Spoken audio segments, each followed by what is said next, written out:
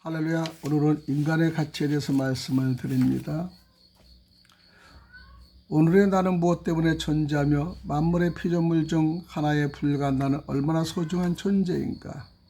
우주의 창조 목적이 인간 때문이라면 우주의 창조 과정을 모르고서는 우리들의 존재 의미를 찾기는 매우 힘듭니다. 그래서 다시 창조 과정을 살펴보기로 하겠습니다.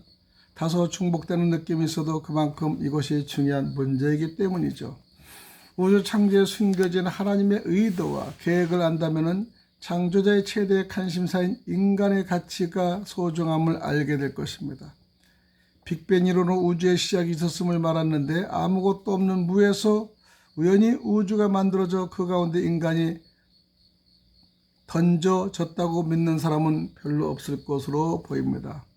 우리 우주가 워낙 정밀하게 만들어졌기 때문이죠. 하나님을 믿든 안 믿든 오늘의 과학자들은 우주의 우연 발생설을 믿는 데는 창조론을 믿을 때보다 더 많은 믿음이 필요하다는 것을 잘 알고 있습니다.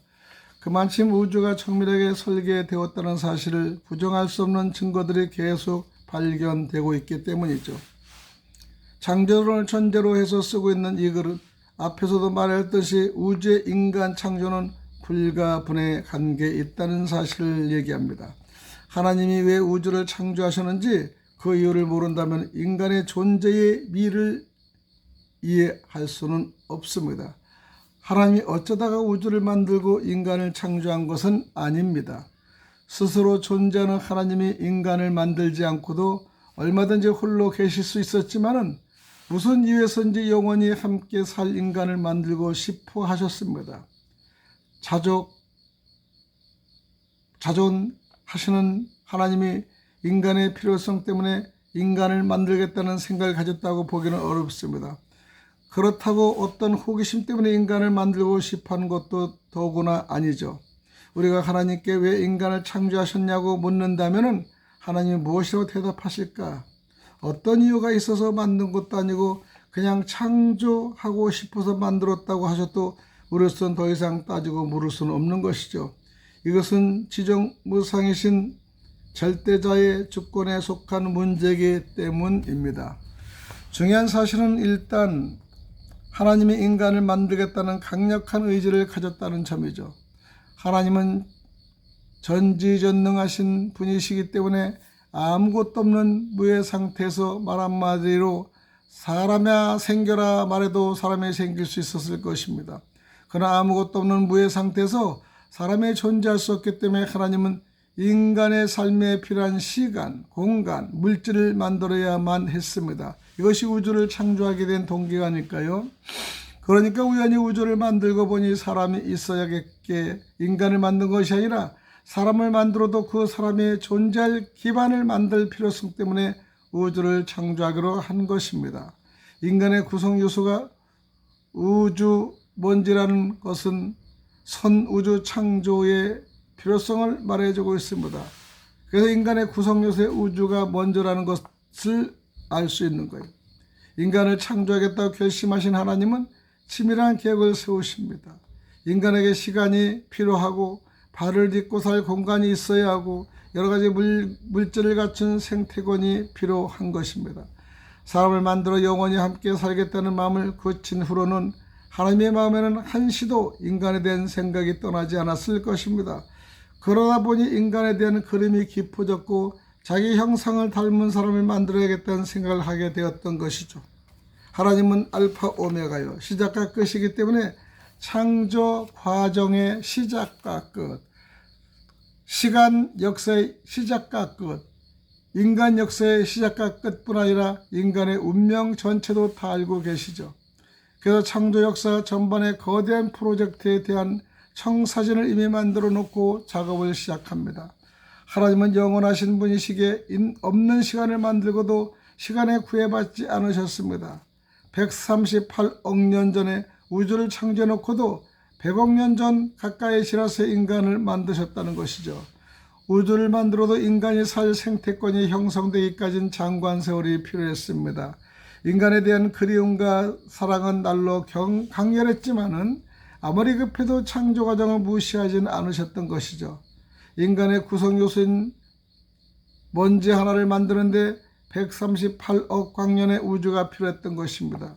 우주가 어떻게 만들어졌는지 알면 사람을 만든 먼지가 어떻게 만들어졌는지도 알 수 있습니다.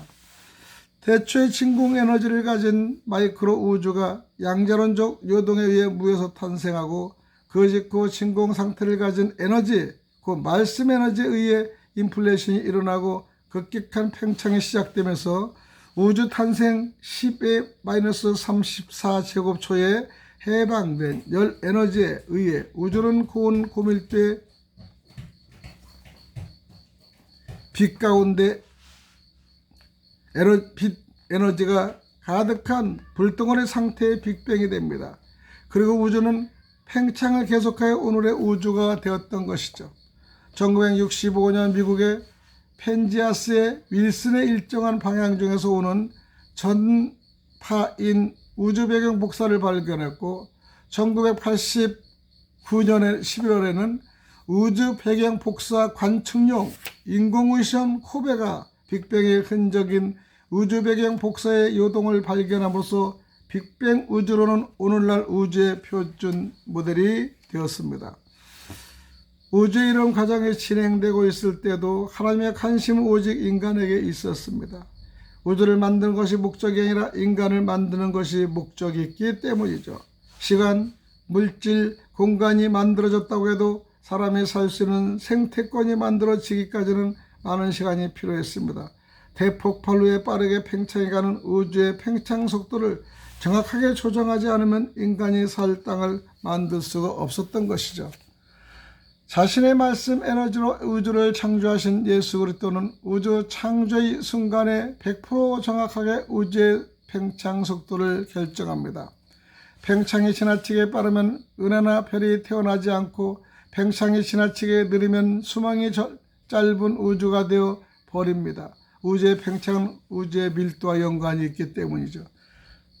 스티븐 호킹은 이렇게 말합니다. 대폭발 1초 후 우주의 밀도가 1조분의 1만 높았어도 대폭발 10년 후 우주는 도로 수축해 버렸을 것이다. 반면에 대폭발 1초 후에 우주의 밀도가 1조분의 1만 낮았어도 우주는 10년 후 텅 비어 있을 것이라고 합니다. 폴 데이비스 교수는 생명이 탄생하려면 대폭발 이후 밖으로 뻗어나가는 힘과 안으로 끌어당기는 중력의 힘에 대한 균형이 필요함을 이렇게 역설합니다. 이 균형은 10의 66제곱분의 1까지 정밀한 것이었습니다.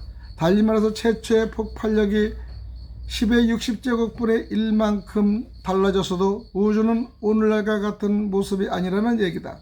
비유를 들어보면 관측에 가능한 우주의 폭인 200억 광년 저쪽에 직경 2.5cm의 관역을 놓고 이것을 총으로 쏘아 맞춘다고 하자 이때 조준의 오차가 10의 60제곱분의 1 이내라야 한다는 것입니다. 우리 주님이 200억 광년 저편에 놓여있는 탁구 공만한 물체를 맞출 수 있는 오차 범위 이내에서 우주의 팽창 속도와 중력의 힘을 균형 있게 만들어 놓기 때문에 오늘날 존재하는 힘의 강도와 자연의 여러 가지 특징을 지배하는 물리적 상수들이 정확하게 만들어져 있게 된 것입니다.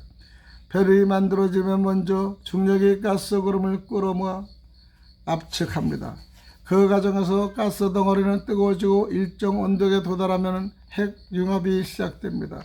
우주의 탄생과 수축, 소멸이 오랫동안 되풀이되었다는 흔적이 발견되면서 중력이 별의 형성에 대단히 중요한 역할을 한다는 것이 알려졌죠. 중력이 약하면 필요한 온도에 도달하지 못하기 때문에 핵융합이 시작되지 않고 중력이 강하면 별이 너무 무거워서 핵융합이 지나치게 빨리 진행되기 때문에 우리의 태양처럼 장수하는 별이 존재할 수 없다는 것이죠. 우주먼지가 존재되고 가스온이 형성되고 우리 은하와 태양계가 형성되고 그 가운데 태양과 지구가 만들어지는 과정에서 우리 주님의 지혜에 의한 정확한 우주의 물리적 법칙이 만들어졌음을 알 수 있습니다. 우주를 창조하기 위해 시작한 후 100억 년 가까이 지나고 지구를 조성하기까지 오랜 기다림은 하나님의 인간에 대한 깊은 사랑과 갈망을 반영하고도 남는 세월입니다. 하나님이 가장 적절한 종류로 태양을 만든 것은 인간을 위한 생태권을 조성하기 위함입니다. 태양 없이는 사람이 살 수 없죠. 그래서 하나님은 태양을 만드는 데 심혈을 기울였습니다. 지구 크기 즉 부피의 130만 배나 되는 태양은 지구에서 약 1억 5천만 킬로 떨어진 우주 공간에서 무진장한 연료로 강력하고 깨끗한 수소폭탄을 연속적으로 폭발시켜 가장 안전한 거리에서 지구에 빛과 열이라는 생명 에너지를 공급하여 인간이 지구에 살 수 있도록 하셨습니다. 지금까지 50억 년 동안 1초에 1조 개의 핵폭탄을 터뜨린 것과 맞먹는 핵융합을 일으켜 엄청난 연료를 소모하고도 아직 새 태양의 수명이 50억 년이나 남았다고 하니 하나님이 인간을 배려한 일들이 어마어마한 것임을 알 수 있습니다. 인간을 위해 창대한 계획을 세우신 하나님은 지구에 인간을 만들었고 그들의 안전을 위해 여러 가지 장치를 마련하셨습니다. 태양은 여러 가지 에너지를 방출합니다. 강한 차이선, 엑스레이션, 플라스마 등의 그런 것이죠. 원자가 양성자와 전자의 완전히 이원화된 상태를 플라스마라 하는데 이 뜨거운 플라스마의 흐름을 태양풍이라고 합니다. 태양풍은 태양으로부터 지구를 거쳐 태양계 끝까지 휘몰아칩니다. 태양풍은 평균 초속 400km이지만 태양의 강력한 폭발 인플레이가 일어날 경우 일시에 초속 1000km 빠르기로 휘몰아칩니다. 인간에게 빛과 열을 제공하기 위해 태양의 핵융합이 필요하지만 하나님은 그것으로 인한 피해를 막기 위해 태양에서 나오는 고에너지 입자인 우주선 그리고 태양풍으로 인한 전자기파나 자외선 같은 유해한 물질을 차단하기 위해 태양권 밑에 자기권, 이온화권, 대기권을 만들어 지구를 보호하고 있다는 사실이죠. 만일 자기권이 없다면 태양풍의 대기가 날아가 버려 지구의 생명이 살 수 없습니다. 대기권 중에서 열린 중간층, 성층권, 대륙권의 영역을 둬 성층권 가운데도 지상 30km 높이의 오존층을 만들어 태양이 방출하는 유해한 자외선을 흡수합니다. 하나님이 인간의 생존을 위해 마련하신 것들은 너무나 많습니다. 단순한 창조에 그치지 않고 생명에 필요한 조건들이 유지 보존하도록 세밀하게 살펴셨다는 것을 우리는 아셔야 됩니다. 광합성으로 산소를 만들어 모든 생명체가 호흡하는데 지장이 없게 하셨고 이산화탄소의 양을 적절한 수준에 유지하게 하여 인간이 살기에 온화한 기후를 유지하게 하였습니다. 이산화탄소를 조절하는 것은 판운동이죠. 판운동이 없다면 지구 전체가 얼어붙습니다. 이산화탄소가 적으면 기온이 내려가고 이산화탄소가 많으면 기온이 올라갑니다. 화산활동으로 이산화탄소가 대기 중에 방출됩니다. 이산화탄소의 조절은 지구 에어컨인 셈이죠. 판이 움직이고 있기 때문에 화산활동이 계속되고 그 결과 이산화탄소가 안정적으로 공급된다는 사실을 압니다. 만일 화산활동이 멈춰 이산화탄소의 공급이 끊어지면 수십만 년 내 이산화탄소가 모두 제거되고 지구 전체가 얼어붙습니다. 마그마나 화산활동으로 올라온 이산화탄소는 비에 녹아 들어가서 지각에 포함한 칼슘 등이 풍화작용에 의해 녹아나와 바다로 들어갑니다. 바닷속에 녹아 들어간 이산화탄소와 칼슘이 결합해 탄산칼슘이 되어 해저에 침전되는 거죠. 판의 침강에 따라 탄산칼슘의 일부는 열에 의해 분해되고 일부는 지구 내부로 끌어 들어갑니다. 다시 화산 활동이나 마그마가 생길 때 이산화탄소가 나오는데 판의 활동으로 안정적인 이산화탄소가 유지되기 때문에 지구 기온이 온화하다는 것이죠. 하나님은 우주가 존재하기 위해 수많은 물리법칙을 만들었고 지구에 생명체가 존재할 수 있도록 여러 가지 조치를 취하셨습니까? 왜 그랬을까요? 하나님이 이렇게 하신 것은 인간에 대한 지대한 관심 때문이죠. 하나님은 자기 형상대로 창조한 인간이 안전하게 살아갈 수 있는 생태권을 만들기 위해서 최선을 다하고 계신 것을 알 수 있습니다.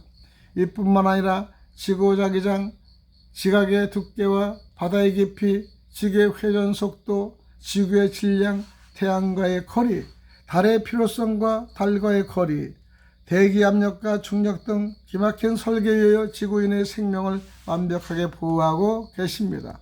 이 모든 설계에 한치 오차나 차질이 생기면 오늘의 우주가 존재할 수 없고 지구에 인간이 살 수 없기 때문이죠. 오늘 관측 가능한 우주는 450억 광년입니다. 2천억 개의 별을 가진 우리 은하계 규모의 은하를 2조 개 이상 거느린 현존하는 우리의 우주 대구조도 다중우주에 비하면 바닷가에 모래알 정도라고 여러 번 밝힌 바가 있죠. 이렇게 광대무변한 세계를 창조하신 하나님의 다른 어떤 목적이 있었는지는 알 수는 없지만은 오직 그분의 관심이 우리 지구인들에 쏠려 있는 것만은 사실입니다. 은하계 중심에서 26,000 광년 떨어진 변두리에 좁고도 길다란 생존 보존 지역에 위치한 우리 지구가 무엇이기에 창조자의 신경이 온통 여기에 쏠려 있는 것일까요? 우주 먼지 하나를 만드는 데서부터 인간을 만들고 그 생명을 유지 보존하기 위한 하나님의 기막힌 창조 솜씨도 놀랐지만은 자신의 꿈을 담는 청사진을 수백억 년 전에 설계하시고 장구한 세월 동안 한결같은 마음으로 그 계획을 추진해 오시는 하나님의 지치지 않는 열정에 감탄하지 않을 수 없습니다. 하나님은 아담을 만들고 이 세상을 정복하고 다스려 명령하십니다. 이것은 인간이 지상의 주인이요 피조물의 면류관이기 때문이죠. 타락하고 부패여 자기를 만든 주인을 알아보지도 못하고 기쁘게 하지도 못하는 못난 인간들이지만은 창조자 예수님은 자신의 목숨까지 버려가면서 인간을 끝없이 사랑하고 용서하여 어떻게 해서라도 영원히 함께 살고 싶다는 깊은 갈망을 가지고 계셨기에 최초에 계획하신 그의 대프로젝트를 한 번도 포기한 적이 없다는 사실을요. 오늘의 내가 존재하는 것은 결코 우연에 의한 것이 아닙니다. 아무리 자기 형상대로 지음받은 인간이 소중하고 해도 창조자가 이렇게 수백억 년 동안 흔들림 없는 목표를 가지고 한결같은 관심을 인간에게 쏟고 있는 이유를 우리는 이해하기는 어렵습니다. 하나님은 우주의 크기만큼이나 인간을 사랑하십니다. 450억 광년 크기의 모래의 사장이 있다고 가정할 때 그 모래 하나도 안 되는 나라는 존재가 뭐라고 그렇게 대단할까? 하나님은 그렇게 깊은 관심을 기울여 계실까 생각합니다. 나라는 존재가 무엇일까요? 우주 안에 별이 얼마나 되는지 계산을 쓰는 사람은 아무도 없습니다. 10의 0을 수천억 개를 붙인 자도 그 별의 수를 추정하기는 역부족입니다. 우주를 연구하다 보면 창조자의 지혜와 능력에 압도당하여 그 자리에서 무릎을 꿇고 엎드려 그의 광대하심에 경의를 표하며 한없이 경배를 드리고 싶어 한다는 과학자들의 말을 듣습니다.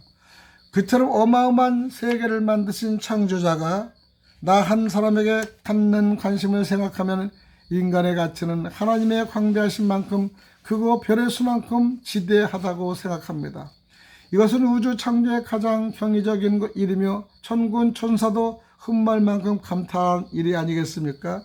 우주의 창조자의 나의 왕이시며 구주신 예수 그리스도의 위대하심을 영원히 찬양하며 여기까지 인도하신 주님께 무궁한 감사를 드릴 수밖에 없습니다. 느헤미야 9장 5절 6절을 보면 주의 영광스러운 이름을 찬양합니다. 주의 이름은 인간의 언어로 표현할 수 없을 만큼 위대합니다. 주는 유일하신 여호와시며 하늘과 땅 그리고 땅과 바다와 그 가운데 있는 모든 것을 지으시고 생명을 주심으로 수많은 하늘의 천사들이 주께 경배를 드립니다. 현대인의 성경 느헤미야 9장 5절 6절을 참조합니다. 또 시편 104장 24절을 보면 여호와여 주께서 하신 일이 어찌 그리 많은지요. 주께서 지혜로 그들을 다 지으셨으니 주께서 지으신 것들이 땅에 가득하나이다. 샬롬. 여기까지 말씀을 드리겠습니다. 끝까지 들어주신 것 감사하고요. 좋아요, 구독 눌러주셔서 방송에 도움을 주시면 더욱더 감사하겠습니다. 다음에 뵙겠습니다. 샬롬.